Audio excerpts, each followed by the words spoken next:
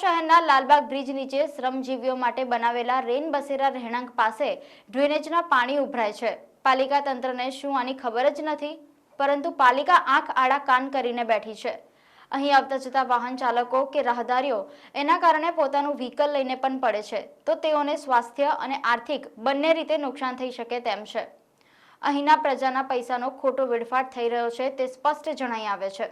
અમારા વિસ્તારમાં લાલબાગ બ્રિજના નીચે રેન બસેરા બનાવવામાં આવ્યું અને રેન બસેરા જે ગરીબ લોકો હોય એમને આપણે કંઈ અહીં મૂકવામાં આવે, એમને રાખવામાં આવે અને તમે જોઈ શકો કે તઈ કોર્પોરેશનની જ બિલ્ડિંગ કહેવાય, કોર્પોરેશનની જ માલિકી કહેવાય ને એમાં ડ્રેનેજ લાઈન નથી, એમને ખાર કૂવાથી ચલાવવું પડે છે।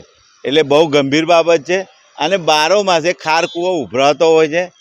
ગટરનું પાણી બાજુમાં નાના બાળકો રમતા હોય છે અને એ ગટરનું પાણી રોડ પર ગયા પછી પેલું ચિકાસનું પાણી હોવાના લીધે નાના ટુ વ્હીલવાળાને સ્લીપ ખાઈ જતા હોય છે, નાની મોટી ઈજા થાય છે અને દર 2-4 દિવસે આ ખારકૂવો ભરાઈ જાય। એટલે અમારી એવી માગણી છે કે અહીંથી લાલબાગ રેન બસેરાથી એસઆરપીના નાકા સુધી ડ્રેનેજ લાઇન તઈ મેન હોલ છે, એટલે તઈ સુધી લાઈન છે, તો એ લાઈન એટલી લંબાવવામાં આવે, એના લીધે રેન બસેરામાં રહેતા લોકોને બી એક રાહત મળશે।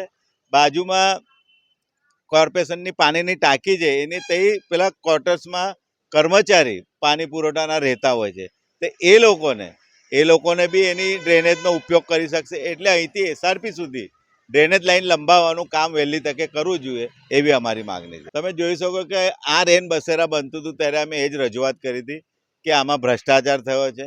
તમે જોઈ શકો આ જે પથ્થરો લગાવ્યા છે, મોટા મોટા ખાડા પડી ગયા છે, ભૂવા પડી ગયા છે આને બારો માસ આ ખારકૂવો ભરેલો જ હોય છે। એટલે વહેલી તકે જ્યારે કોર્પોરેશનની બિલ્ડિંગ હોય ને એમને પાસે ડ્રેનેજ લાઈન ના હોય, ડ્રેનેજ લાઈન ના નાખેલી હોય, એટલે બહુ ગંભીર બાબત કહેવાય। એટલે વહેલી તકે એસઆરપીના નાકા સુધી ડ્રેનેજ લાઈન લંબાવવામાં આવે એવી અમારી માગણી છે।